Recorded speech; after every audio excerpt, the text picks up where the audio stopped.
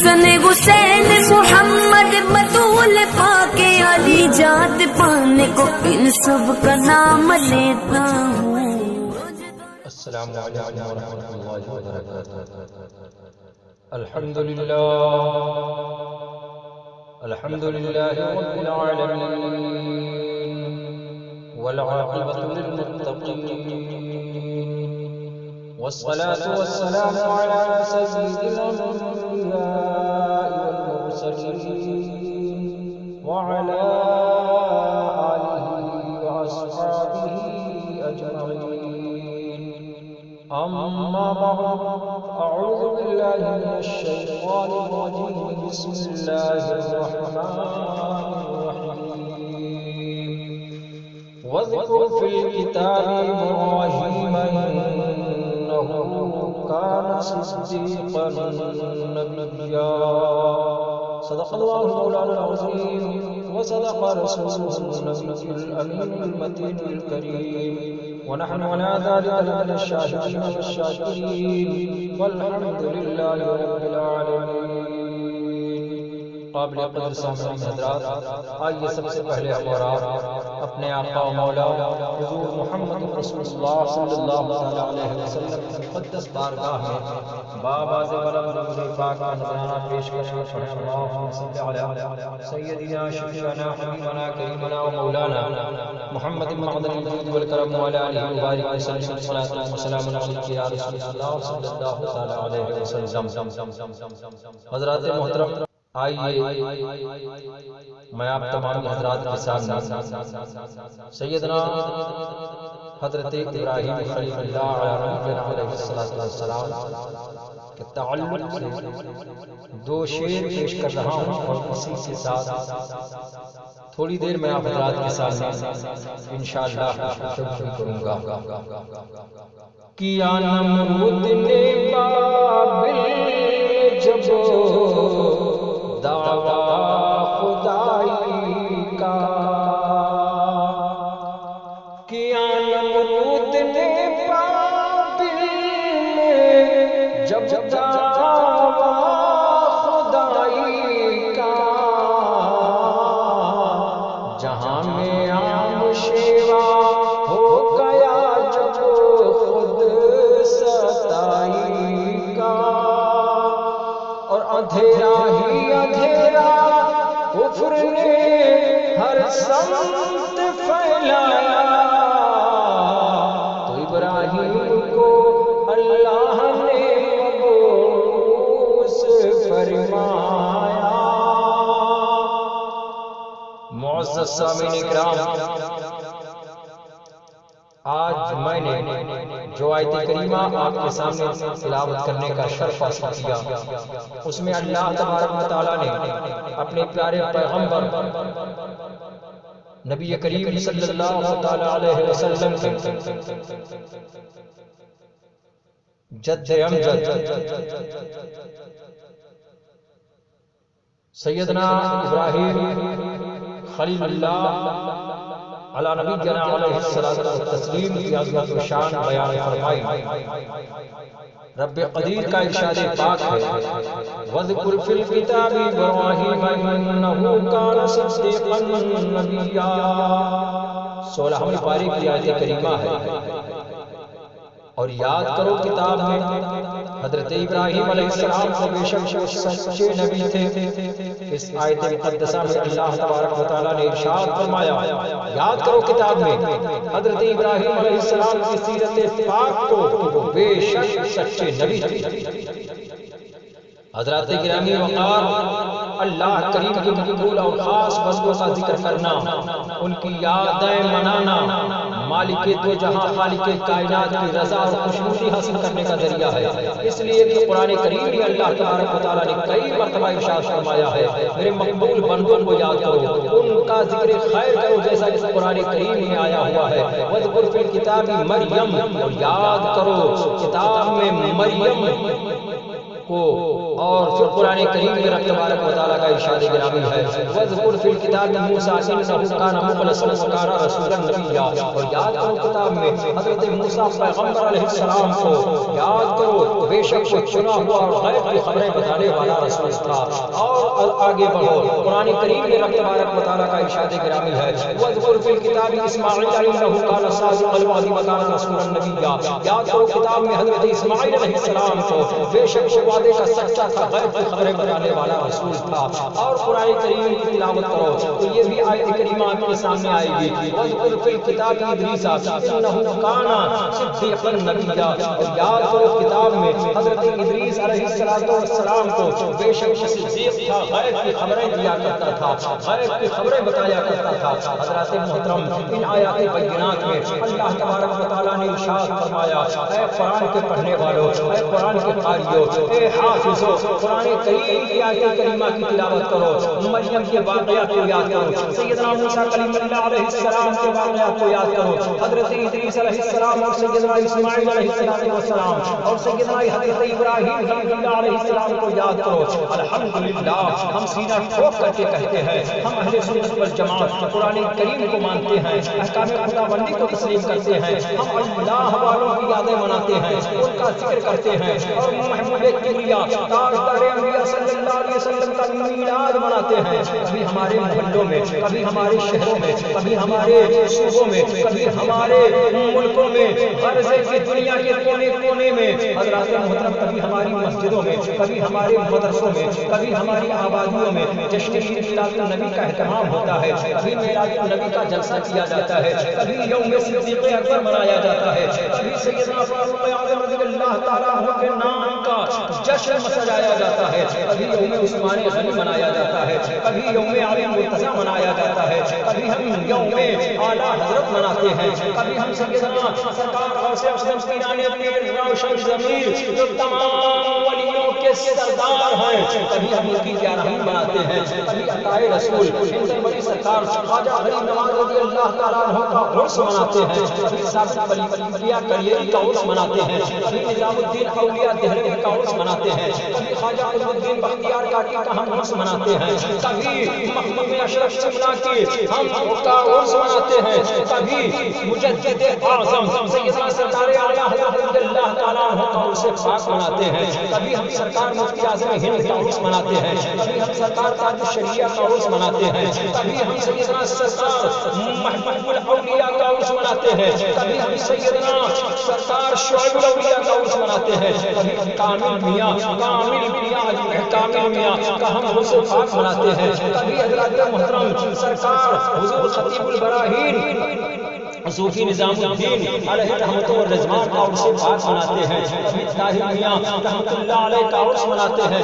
غرض ہے کہ اے مسلمانوں، ہم تمام محفل کا انعقاد کرتے ہیں، اور یہ سب جلسے جلوس اور اعراض و محفلیں اللہ والوں کی یاد تازہ کرنے کے لیے منعقد کرتے ہیں۔ اللہ والوں کی یادیں منانا، عید میلاد النبی شایان شان طریقے پر منانا، اعراض و محافل کا انعقاد کرنا، یہ سب قرآن حکیم کے حکم کے عین مطابق ہے۔ کبھی ہم اپنے پیر و مرشد سرکار متین الاولیاء کا عرس مناتے ہیں، کبھی شہزادہ سرکار متین الاولیاء کا عرس پاک مناتے ہیں۔ اے مسلمانوں، ہاں تو میں عرض یہ کر رہا تھا کہ اللہ تبارک و تعالیٰ نے ارشاد فرمایا وَاذْكُرْ فِي الْكِتَابِ إِبْرَاهِيمَ إِنَّهُ كَانَ صِدِّيقًا نَبِيًّا۔ یاد کرو کتاب میں حضرت ابراہیم علیہ السلام کو بے شک وہ سچے ہیں۔ سامعین کرام، اللہ تبارک و تعالیٰ مالک الملک ہے، وہ جسے چاہے اپنے ملک میں بادشاہی عطا فرما دے، وہ خوش بخت ہے، وہ مقدس انسان جنہیں انعام خداوندی یہ حاصل ہو جائے کہ اللہ تبارک و تعالیٰ اسے تخت شاہی عطا فرما دے، انہوں نے تاج شاہی پہن کے اپنے ملک میں حقیقی اللہ رب العزت کی بارگاہ میں سر نیاز جھکایا اور سبحان ربی الاعلیٰ کی صدا بلند کی، مخلوق خدا پر قدر و انصاف کیا، یتیموں سے محبت، بے کسوں سے الفت، بیواؤں کی خبر گیری، غریب و ناداروں کی دستگیری کی۔ حضرات محترم، وہ سب سے زیادہ بدبخت انسان وہ ہے، وہ سب سے زیادہ مربوط انسان وہ ہے کہ جسے اللہ تبارک و تعالی دنیا کی شہنشاہی دی اور انہوں نے اپنے خالق و مالک کا شکریہ ادا کرنے کے بجائے غرور و تکبر کیا، انا ربکم الاعلی کہا، مخلوق خدا پر ظلم و ستم کیا۔ ان بدبخت انسانوں میں ایک نمرود مردود بھی ہے، ایک نمرود لعین بھی تھا، جسے اللہ تبارک و تعالیٰ نے شرق سے لے کر غرب تک، شمال سے جنوب تک کی بادشاہی عطا کی، اور وہ لعین بے دین اپنا سر نیاز بارگاہ خداوندی میں جھکانے کے بجائے خود رب بن بیٹھا اور اپنی رعایا سے کہا میں تمہارا رب ہوں، میں تمہارا خدا ہوں، میں تمہارا پروردگار ہوں، حضرات محترم لہذا مجھے سجدہ کرو۔ چنانچہ اس شاہی محل کی تعمیر کرتے ہوئے لوگوں نے اس لعین مردود کو سجدہ کرنا شروع کر دیا، جس سے اس کے تکبر اور غرور میں مزید اضافہ ہو گیا۔ یہ لعین بڑے کرنوں پر اور رعونت کے ساتھ تاج شاہی پہن کر تخت پر بیٹھتا، نجمیوں اور کاہنیوں کو ہمیشہ اپنے پاس رکھتا۔ ایک دن کاہنیوں نے دیکھا کہ نمرود لعین بڑا پریشان ہے، انہوں نے پوچھا بادشاہ سلامت آج تم غمزدہ کیوں ہو؟ نمرود مردود سے کہتے ہیں اے بادشاہ سلامت آج آپ کا چہرہ اترا ہوا ہے۔ نمرود کہنے لگا اے میرے کاہنیوں، اے نجومیوں، آج رات میں نے خواب دیکھا، ایک خواب میں ایک ستارہ دیکھا ہے جس کی روشنی کے سامنے چاند سورج کی روشنی ماد پڑ گئی ہے، چاند سورج کی روشنی مدھی پڑ گئی ہے، چاند سورج کی روشنی پھیکی پڑ گئی ہے۔ اس خواب نے مجھے از حد پریشان کر دیا ہے۔ اس کے نجومیوں نے یہ خواب سن کر کہا اے نمرود اس کی تعمیر یہ ہے انہوں نے نجومیوں نے کہا اس سے تیرے شہر میں سال ایک بچہ پیدا ہوگا جو اہل زمین کے دین کو بدل دے گا، اس کے ہاتھوں سے تیری ہلاکت ہوگی اور تیری بادشاہت کو زوال پہنچے گا۔ حضرات محترم چنانچہ جب کاہنیوں نجومیوں نے خواب کی تعبیر بتائی، اے نمرود تیری سلطنت میں ایک ایسا بچہ پیدا ہونے والا ہے، تیری سلطنت میں ایک بچہ ایسا جلوہ گر ہونے والا ہے، تیری سلطنت میں ایک ایسا بچہ پیدا ہوگا جو تیری ہلاکت اور تیری بادشاہی کی تباہی و بربادی کا باعث ہوگا۔ تو نمرود مردود نے یہ حکم جاری کر دیا اس سال جو بھی بچہ پیدا ہوگا اسے قتل کر دیا جائے گا اور آئندہ سب مرد اپنی عورتوں سے علیحدہ رہے۔ یہ بات حضرات محترم تفسیر مظہری میں موجود ہے۔ حضرات شاہی حکم کی شاہی حکم جیسے ہی نافذ کیا جاتا ہے، شاہی حکم وہ اپنا فرمان جاری کرتا ہے، جو بھی بچہ پیدا ہوگا اس سال اسے قتل کر دیا جائے گا۔ حضرات محترم نمرود لعین کا یہ خیال تھا کہ اس طرح وہ بچہ دنیا میں آتے ہی قتل کر دیا جائے گا اور وہ ہلاکت سے بچ جائے گا۔ اے مسلمانوں، جس کی حفاظت خود پروردگار عالم فرمائے، جسے اللہ تبارک و تعالیٰ بچائے، اس کا کوئی باپ بیٹا نہیں کر سکتا ہے۔ خالق کائنات جس کی حفاظت فرمائے، حضرات محترم اسے کوئی مار نہیں کر سکتا ہے۔ جس کو ایک شاعر نے اپنے بڑے انوکھے انداز میں اس کا نقشہ کھینچا ہے اور یوں کہا ہے کہ فانوس بن کے جس کی حفاظت ہوا کرے، کہ فانوس بن کے جس کی حفاظت ہوا کرے، ارے وہ شمع کیا بجھے جسے روشن خدا کرے۔ اللہ اللہ، شاہی حکم سے بچوں کو مسلسل قتل کیا جا رہا تھا، مگر سیدنا حضرت ابراہیم خلیل اللہ علیہ السلام اپنے والدین گرامی کے سرگ اطہر سے شکم مادر میں پہنچ چکے تھے، مگر کسی کو خبر نہ ہو سکی، کوئی نجومی نہ بتا سکا۔ بالآخر وقت ولادت قریب آیا تو آپ کی والدہ ماجدہ جنگل کی ایک وادی میں تشریف لے گئی اور ایک غار میں ٹھہر گئی۔ سیدنا حضرت ابراہیم علیہ السلام اسی غار میں تشریف لاتے ہیں اور آپ کی جلوہ گری ہوئی آپ کی والدہ ماجدہ نے اپنے نور نظر کو دیکھا تو دل و جان سے فدا ہو گئی۔ اے میرے نوجوان ساتھیوں بزرگوں، بچہ کیسا ہی کیوں نہ ہو، ماں تو اس سے محبت کرتی ہے، تو جس بچے کی پیشانی میں نور محمدی چمک رہا ہو اس کے حسن کا عالم کیا ہوگا۔ ماں جب بھی اپنے بچے کو دیکھتی ہے خوش ہوتی ہے، مگر سیدنا حضرت ابراہیم علیہ السلام کی والدہ ماجدہ جب اپنے دل بند ارجمند کی طرف نظر کرتی تھی تو آنکھوں سے آنسو کی لڑیاں بہ نکلتی تھی، اس لیے کہ حاکم وقت کا حکم تھا ہر نوولود بچے کو قتل کر دیا جائے گا۔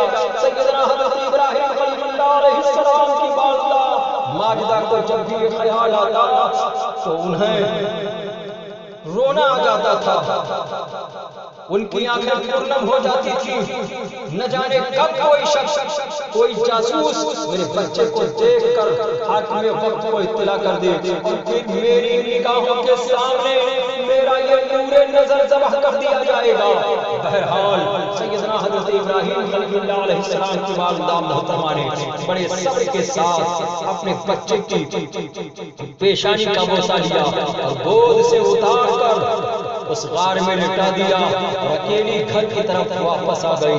چنانچہ ایک شاعر بڑے پیارے انداز میں کہتا ہے کہ دل ناشاد کی حالت دل ناشاد ہی جانے، ارے غم اولاد کوئی صاحب اولاد ہی جانے۔ پھر چند روز کے بعد آپ دوبارہ اس غار میں پہنچ گئے، پہنچی تو کیا دیکھتی ہیں کہ ان کا نور نظر گوشہ جگر بالکل صحیح سلامت ہے اور اپنا انگوٹھا چوس رہا ہے۔ اس کے بعد آپ کی والدہ بڑی رازداری سے اس غار میں تشریف لے جاتی اور دیکھ بھال کراتی۔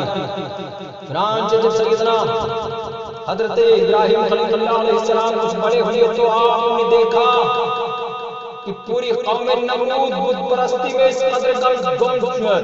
قدر گم ہو چکی ہے، خدائے تعالیٰ کی برتری ان کے قلوب و اذہان سے معدوم ہو چکی ہے، محو ہو چکی ہے۔ غضب کی بات ہے کہ آپ کا چچا آزر نہ صرف بت پرست تھا بلکہ بت گر اور بت فروش بھی تھا۔ سیدنا حضرت ابراہیم علی نبینا علیہ الصلوۃ والتسلیم نے تبلیغ کا سلسلہ اپنے گھر سے ہی شروع فرمایا۔ اس مقام پر ان لوگوں کو سبق سیکھنا چاہیے، ان چلا چلی والوں کو جن کے بیٹے بچے بے نمازی ہوتے ہیں، ارد و گرد بسنے والے بسیوں بے نمازی ہوتے ہیں، مگر وہ خود نماز کی تبلیغ کرنے کے لیے بستر ساتھ لیے کسی اور شہر میں تشریف لے جاتے ہیں۔ تبلیغ ضرور ہونی چاہیے، مگر اول خیش بعد درویش، پہلے اپنے گھر کی خبر لو پھر دوسرے شہر میں پہنچو۔ سیدنا حضرت ابراہیم علیہ السلام نے پہلے اپنے گھر سے ہی تبلیغ کا آغاز فرمایا، جس کا تذکرہ قرآن کریم میں اس طرح ہے: وَإِذْ قَالَ إِبْرَاهِيمُ لِأَبِيهِ آزَرَ أَتَتَّخِذُ أَصْنَامًا آلِهَةً إِنِّي أَرَاكَ وَقَوْمَكَ فِي ضَلَالٍ مُبِينٍ۔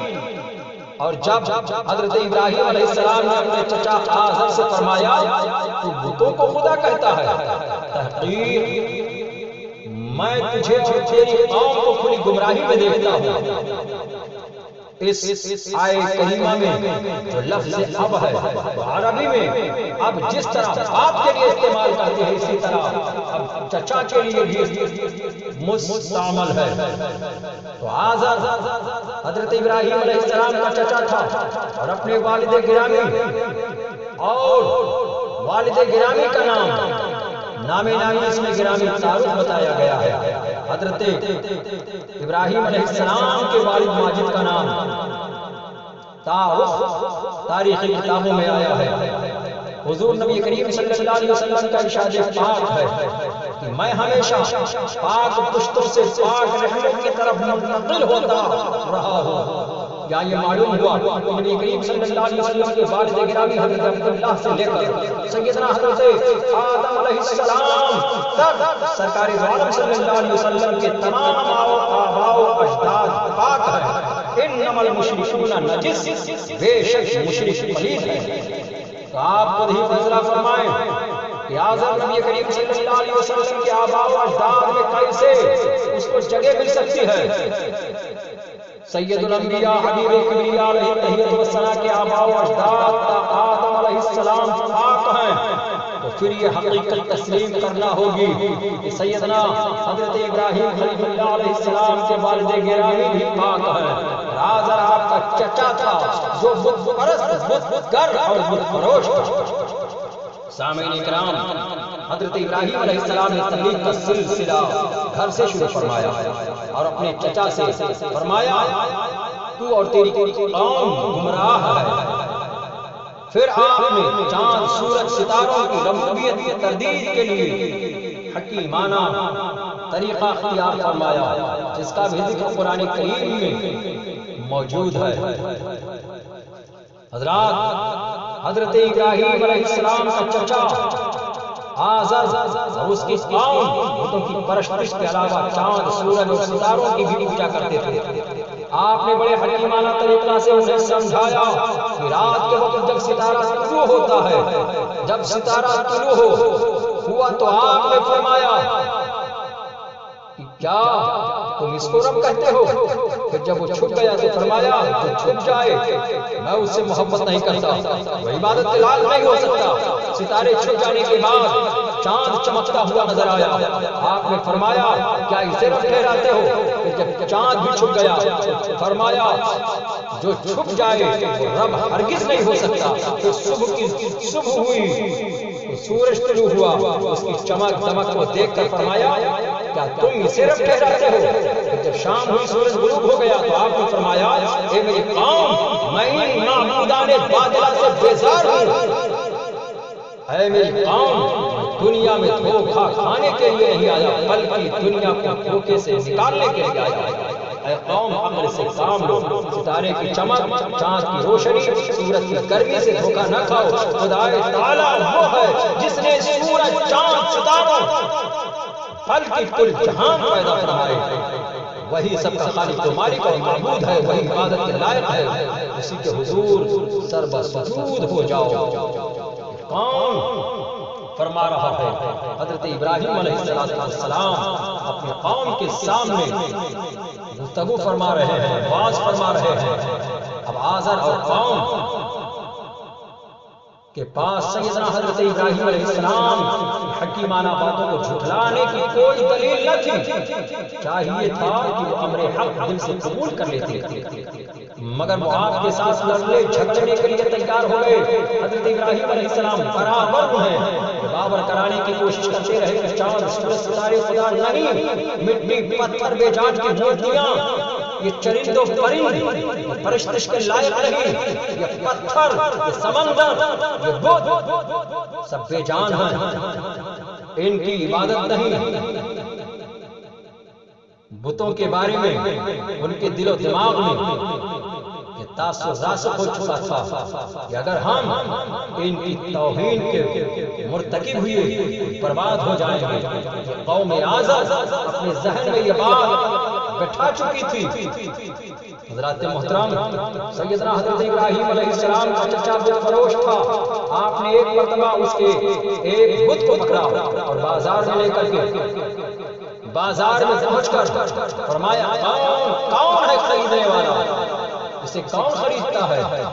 وہ چیز جو صرف نقصان ہی نقصان دیتی ہے، نفع ہرگز نہیں دے سکتی۔ اگر کسی نے اپنے دین و دنیا دونوں تباہ کرنے ہو تو یہ بت خرید لے۔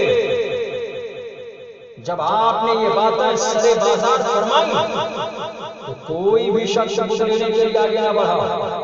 آپ نے بت کا منہ پانی میں ڈبوتے ہوئے فرمایا کہا کہ پانی پیو۔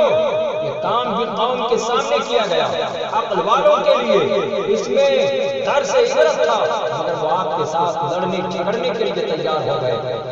آپ نے اپنے چچا آزر سے فرمایا اے چچا وہ اس کی پرستش کیوں کرتا ہے جو نہ سنتا ہے، جو نہ دیکھتا ہے، اور نہ ہی وہ کچھ تیرے کام آ سکتا ہے، نہ تیرا کوئی کام کر پائے گا۔ سیدنا حضرت ابراہیم علیہ السلام نے چچا سے فرمایا ان بتوں کی پرستش کیوں کرتا ہے جو نہ تجھے دیکھ سکتے ہیں، نہ ہی تیری بات یہ سن سکتے ہیں، اور نہ ہی تیرا کچھ سنوار سکتے ہیں، نہ تیرا کچھ بگاڑ سکتے ہیں۔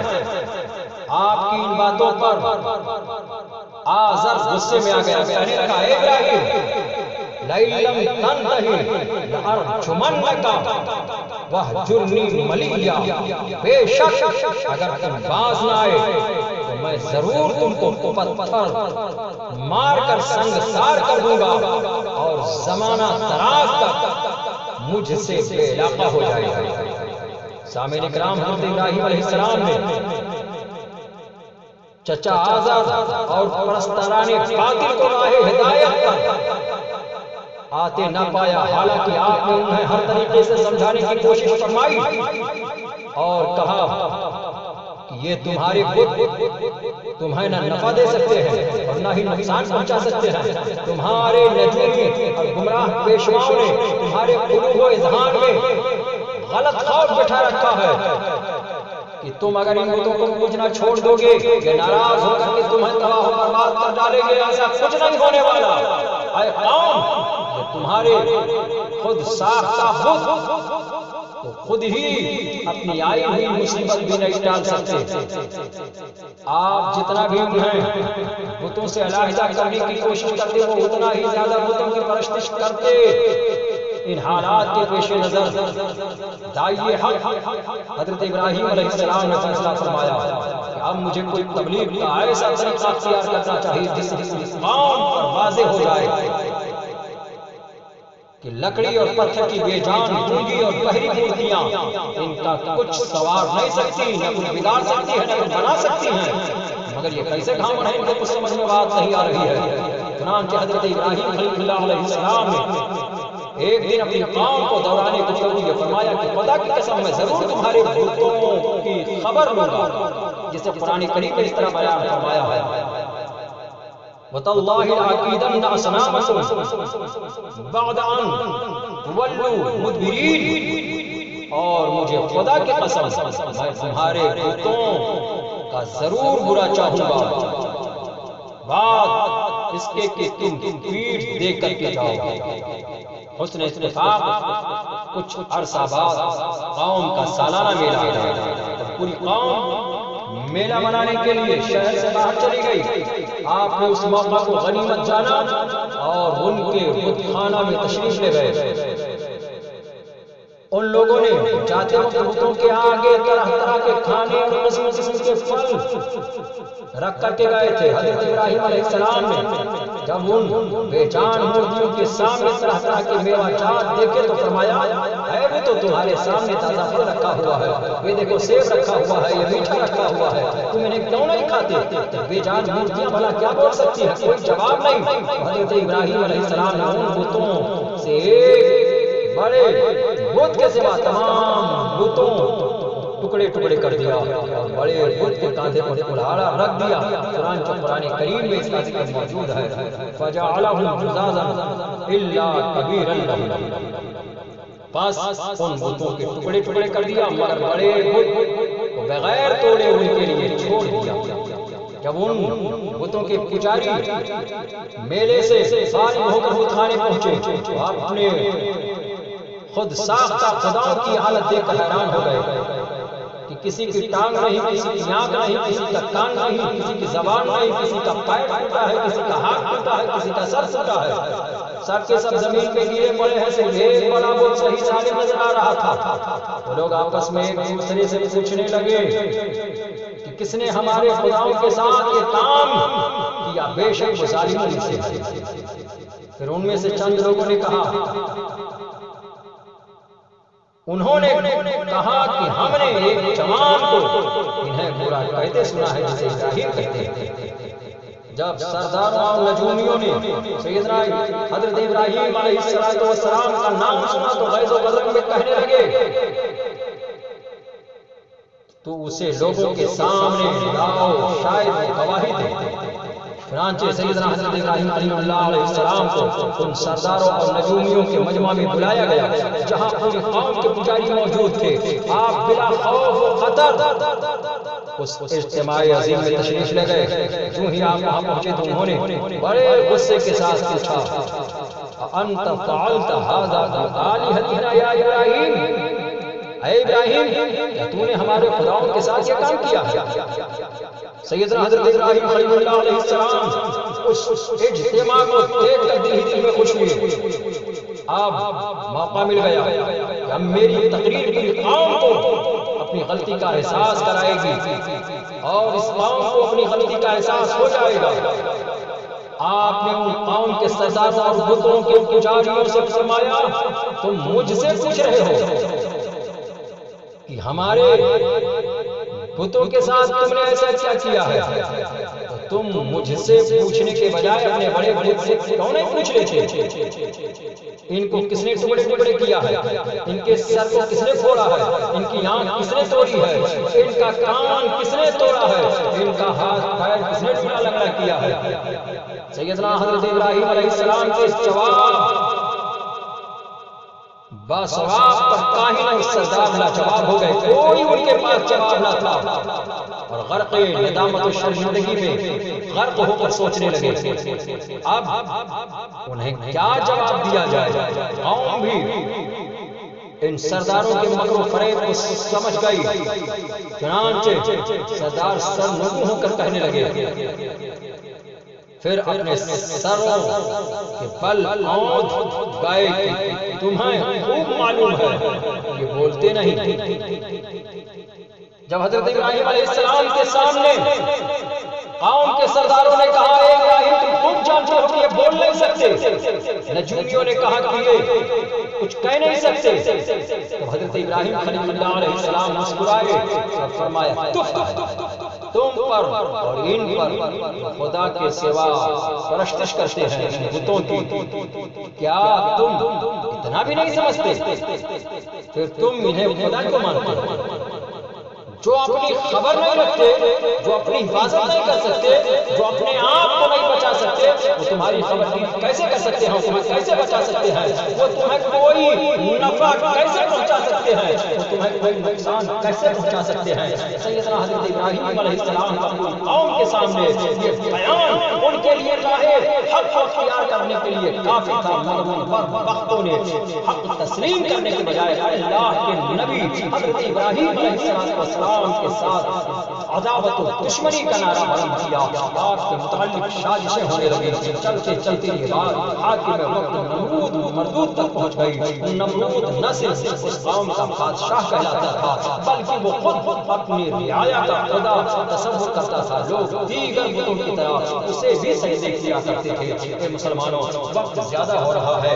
حاضرین کرام، انشاءاللہ تبارک و تعالی آنے والی گفتگو میں میں کوشش کروں گا کہ حضرت ابراہیم علیہ السلام کا جو نمرود کے بھرے دربار میں آپ نے مناظرہ فرمایا تھا اور حضرت ابراہیم نبی علیہ السلام کو جو آتش نمرود میں ڈالا گیا تھا اور حضرت ابراہیم خلیل اللہ علیہ السلام نے اپنے لاڈلے بیٹے حضرت اسماعیل ذبیح اللہ کو کیسے وادی مینا میں قربان کیا تھا، انشاءاللہ تبارک و تعالی یہ ساری باتیں میں ضرور آنے والے وقتوں میں، آنے والی تاریخوں میں آپ حضرات کے سامنے میں بیان کروں گا. جو کچھ بھی میں نے عرض کیا رب تبارک و تعالیٰ کی بارگاہ میں دعا ہے کہ پروردگار عالم اسے اپنے محبوبین بندوں کے صدقے میں اور آقا کریم صلی اللہ علیہ وسلم کے صدقے طفیل پروردگار عالم اسے اپنی بارگاہ میں قبول مقبول فرما لے اور میرے بولنے میں، میرے کہنے میں جو بھی غلطی ہوئی ہو اے اللہ پیارے حبیب صلی اللہ علیہ وسلم کے صدقے میں معاف فرما. استغفر اللہ ربی من کل ذنب واتوب الیہ وما علینا الا البلاغ. السلام علیکم. السلام علیکم ناظرین، آپ دیکھ رہے ہیں چشتیہ چینل. اگر آپ کو ویڈیو پسند آئی ہو شیئر کیجیے، سبسکرائب کیجیے اور بیل آئیکن کے بٹن کو پریس کر دیجیے.